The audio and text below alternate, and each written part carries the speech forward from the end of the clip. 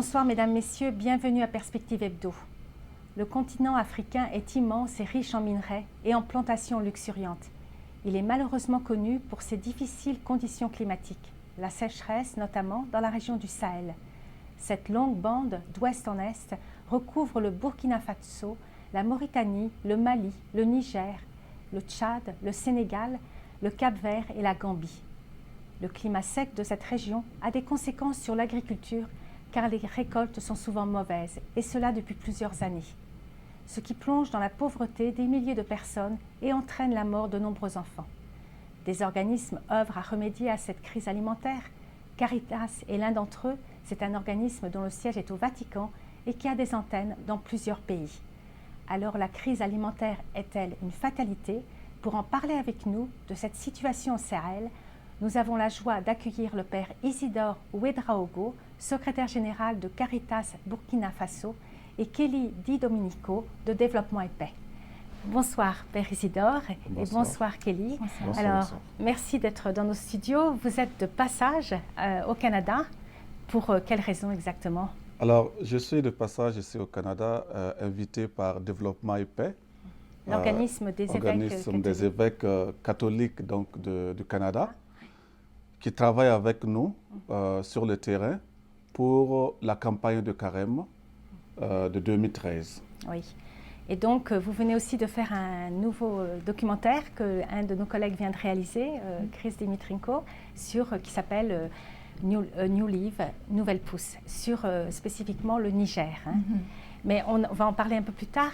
Mais déjà, vous revenez d'une réunion au Burkina Faso sur des projets pour les états d'urgence, c'est ça exactement? Oui. En fait, au niveau du Burkina Faso, nous avons essayé avec les pays de la sous-région, principalement le Niger, le Mali et le Sénégal, de réfléchir sur comment répondre à la question de la crise alimentaire dans un premier temps. Et aujourd'hui, avec la question, bien sûr, des réfugiés maliens fuyant les conflits au nord du Mali, de voir comment nous pouvons organiser ensemble pour les 4 pays la réponse de Caritas au niveau du Sahel. Oui. Et quelle est la situation en ce moment au Mali? C'est toujours aussi... La situation est encore difficile parce qu'il y a des combats au nord. Vous savez que l'armée française est intervenue en collaboration avec l'armée malienne et des armées de la sous-région pour essayer de chasser du nord du Mali les intégristes islamistes qui terrorisent les populations du nord du Mali. Et donc, cette intervention connaît des difficultés certaines et les populations sortent donc du nord du Mali pour trouver refuge soit au Niger, au Mali et principalement au Burkina Faso et en Mauritanie. Et donc, notre rencontre avait pour objectif d'essayer de voir dans quelle ligne nous voulons intervenir pour répondre à la crise et voir comment nous pouvons collaborer ensemble pour que la réponse que nous allons faire soit une réponse d'église au niveau donc de l'ensemble de ces pays. Oui.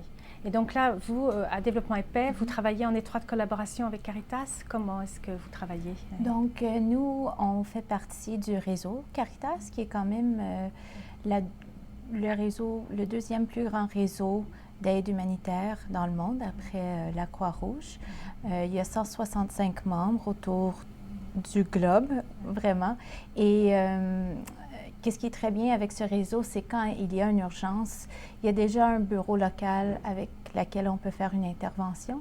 Donc, par exemple, avec la crise au Sahel, on n'avait pas travaillé dans le passé, par exemple, avec Caritas Burkina Faso, mais ils ont donné beaucoup d'avertissements que la crise s'en venait.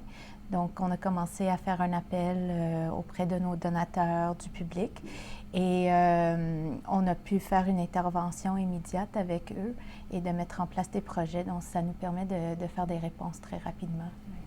Alors, quelles sont les causes de cette crise alimentaire? Les causes sont multiples pour la crise alimentaire. En rappel, il faut savoir que la bande sahélienne est une bande très marquée par la sécheresse de manière générale. Donc les conditions climatiques sont assez rudes, il ne pleut pas assez. Oui. Et donc cela est très récurrent. Les terres ont été appauvries depuis des années par à la fois le manque de pluie et également par l'action humaine.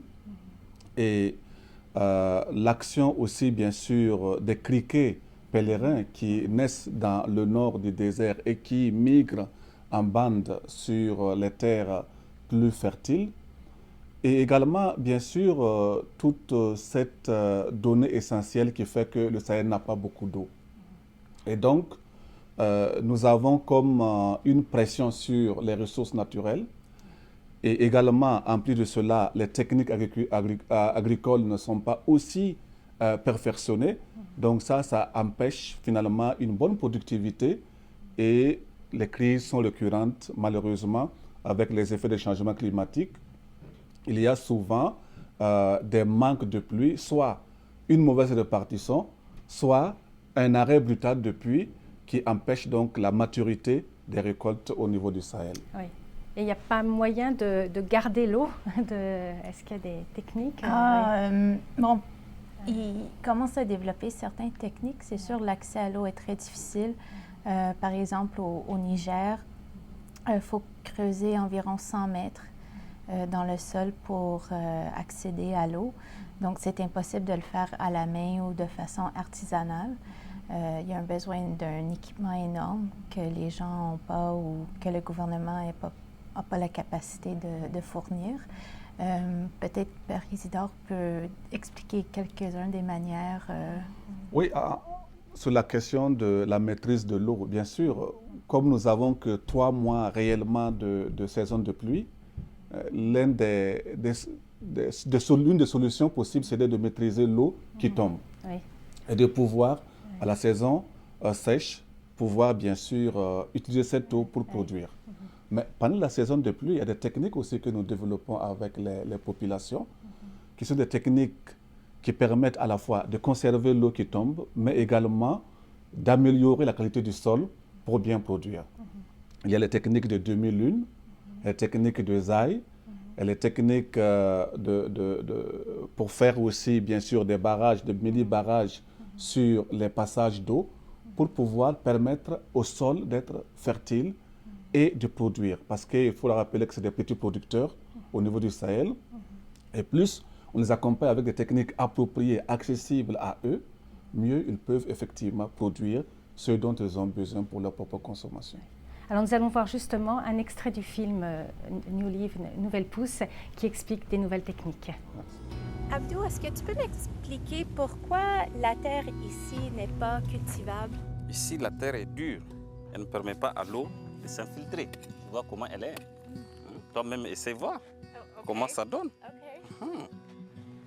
Ah oui, c'est très difficile. Tu vois que c'est dur. Ouais. Donc l'eau ne peut pas s'infiltrer et une plante ne peut pas grandir comme ça. Donc il faut de l'eau pour que la plante grandisse. Et ici, l'eau ne s'arrête pas, donc on ne peut pas planter. Mais ici, on voit qu'il y a des plantes qui poussent. C'est quoi la raison? La solution, il faut permettre à la plante de trouver de l'eau. Et pour que la plante trouve de l'eau, il faut la stocker. Et pour la stocker, il faut creuser le trou dans le sens contraire, en fait perpendiculairement au mouvement de l'eau, pour permettre à l'eau de rentrer ici, stocker, et permettre à la plante de grandir comme ça. Là, elle a l'eau et on a fait un apport de fumier, des excréments des animaux qui ont permis à la plante de bien grandir vite. Là, ça permet à la plante de grandir vite, tu as vu? Oui. Commencer. Voilà.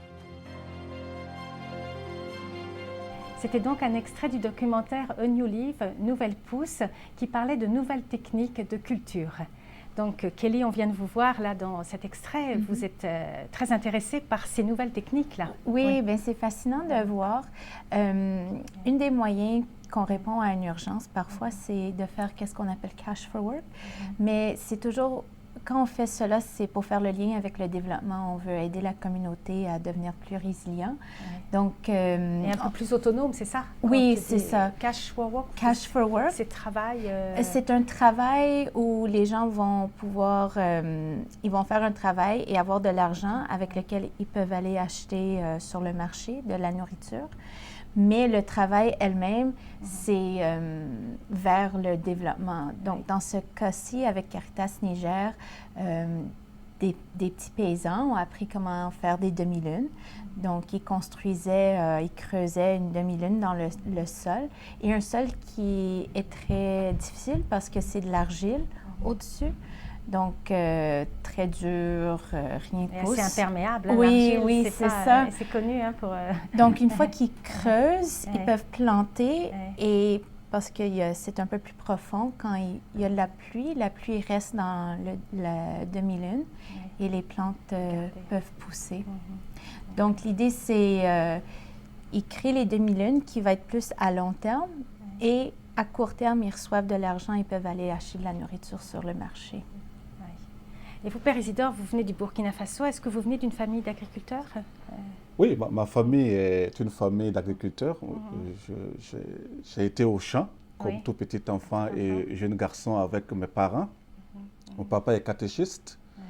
Et je me rappelle ces moments où nous sommes allés, bien sûr, toutes les fois que la pluie tombait, les premières pluies, pour aller préparer les champs, semer.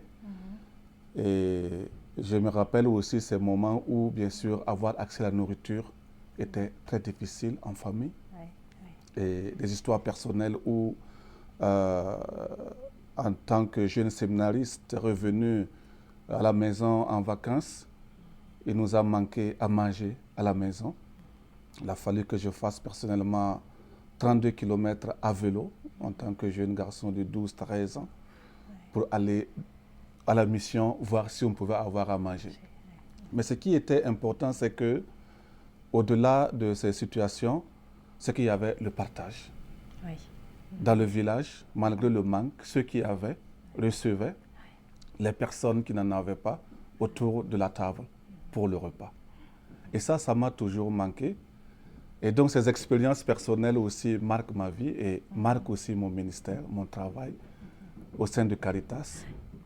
Et dans ce pays, dans cette région où la question alimentaire est essentielle, c'est aussi comme une vocation personnelle de travailler à l'accès à l'alimentation pour les plus pauvres, pour ceux qui ont besoin vraiment de l'aide.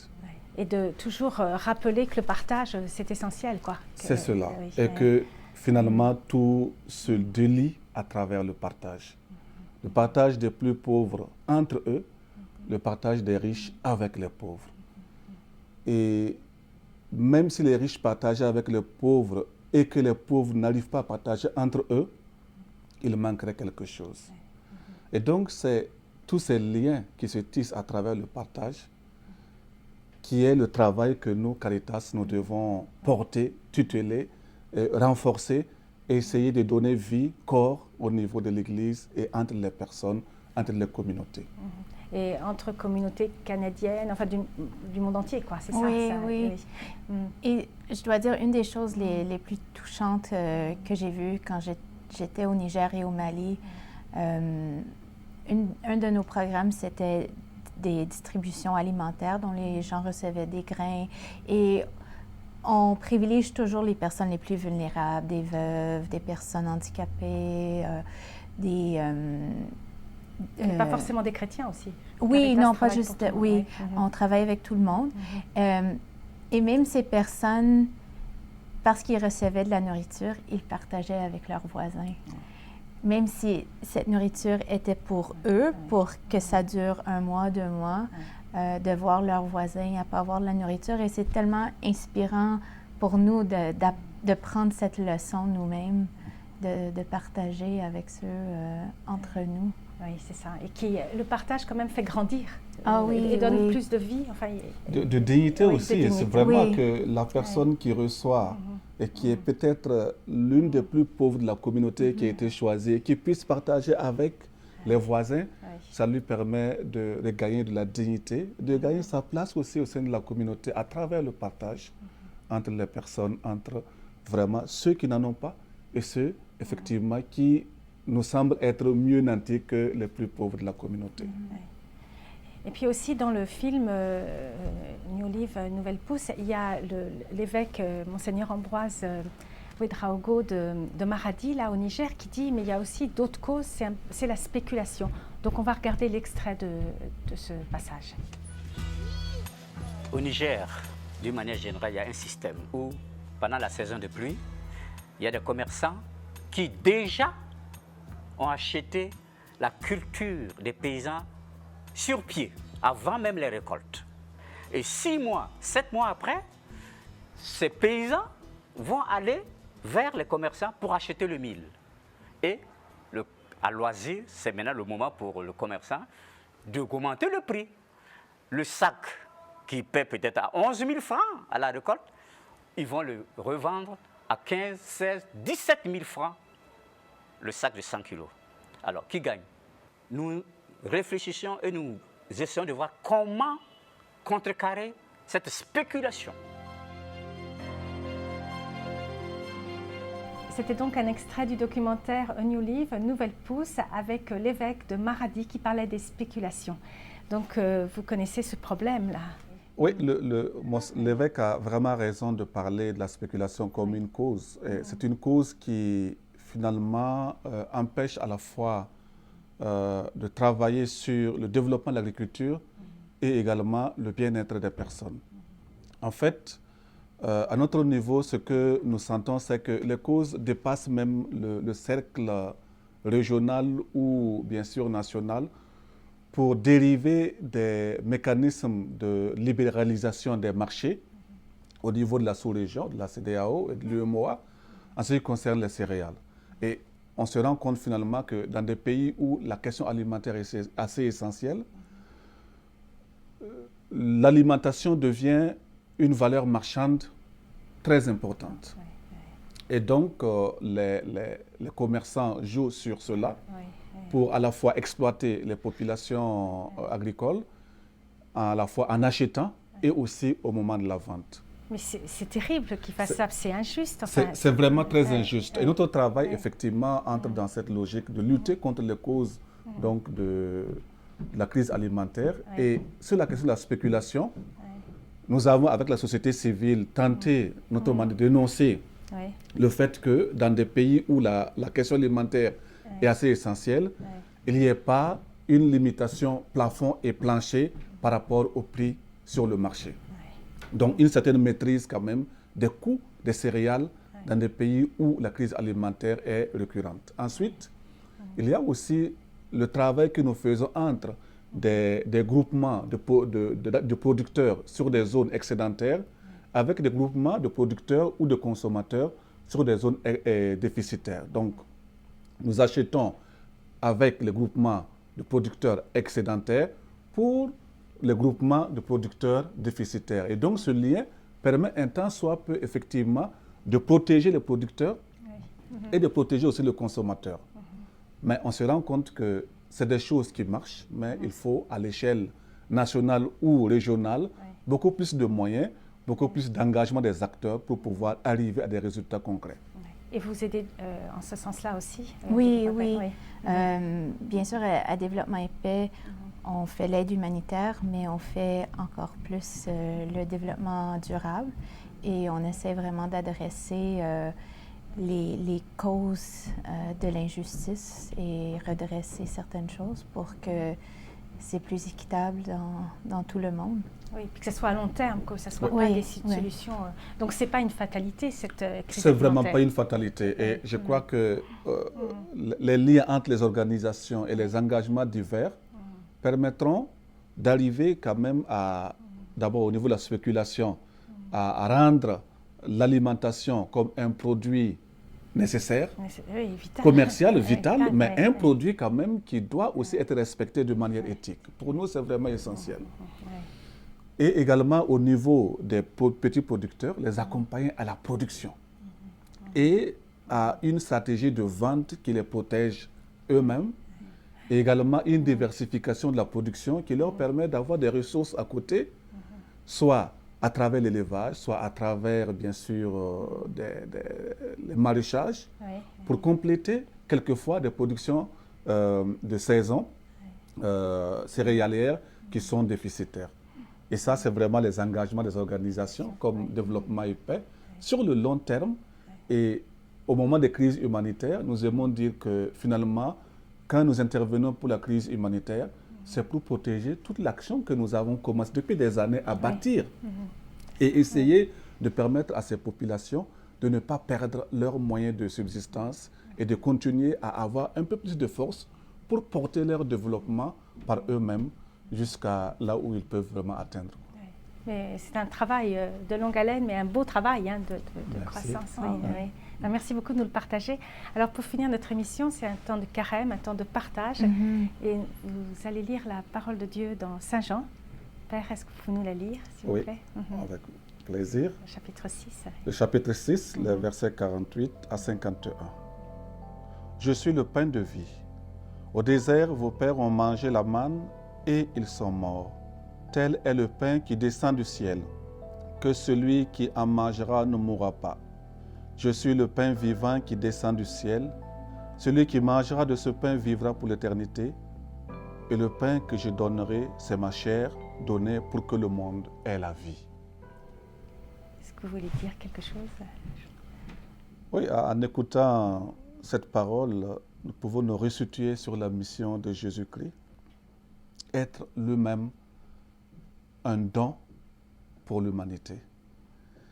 Et ce don, lui, il l'a vécu en étant lui-même celui qui apporte d'abord la parole de vie, celui qui apporte le vrai chemin, celui qui apporte le pain aussi à travers les miracles qu'il a fait, de constituer l'homme dans sa dignité première. Et pour moi, l'Église, en travaillant à travers des réseaux comme Caritas, essaie de constituer l'Église qui est le corps de Jésus-Christ. Et en constituant l'Église qui est le corps de Jésus-Christ, l'Église se donne comme le pain de vie au monde. Et ce pain de vie se traduit par les actions concrètes que nous posons sur le terrain, en collaboration avec les organisations d'une part du Nord et les organisations du Sud. Mais également ce lien personnel, comme Jésus l'a fait avec chaque personne, chaque femme, chaque homme, chaque enfant qui souffre et qui reçoit de nous, en tant qu'Église, Jésus-Christ comme le pain, qui est l'amitié, qui est le partage, qui est finalement la vie que nous offrons. Ce que nous avons de meilleur, c'est notre vie, c'est ce que nous offrons à travers ce que nous faisons. Voilà ce que je peux dire de cette parole. Et vous, Kelly, est-ce que vous voulez ajouter quelque chose? Oui, mais j'aimerais, pour moi, le pain, c'est la solidarité. Et c'est ça qu'on peut vraiment donner et partager avec les populations du Sud. Nous, à Développement et Paix, on est dans notre campagne de carême de partage. Et cette année, notre thème, c'est la dignité humaine. Et ça ressort vraiment de cette solidarité, de ce respect mutuel pour toute personne. Et je crois que c'est un moment de penser à cela et vraiment juste vraiment croire que tout le monde peut vivre dans la dignité et de façon équitable et juste. Et c'est en continuant à partager, en s'entraidant, qu'on partage et qu'on redonne la vie et qu'on redonne la dignité. Absolument. Merci beaucoup de nous avoir partagé tous vos souhaits et puis vos actions durant ce carême. Ça va nous nourrir durant cette période importante dans l'Église. Une période de conversion où on se rend compte que le partage est vraiment essentiel et qui donne la vie. Merci beaucoup, Père, et bonne continuation dans votre apostolat. Merci beaucoup, Kelly. Merci. Merci d'avoir été des nôtres. Je suis sœur Marie-Noëlle Chaumette. À la prochaine.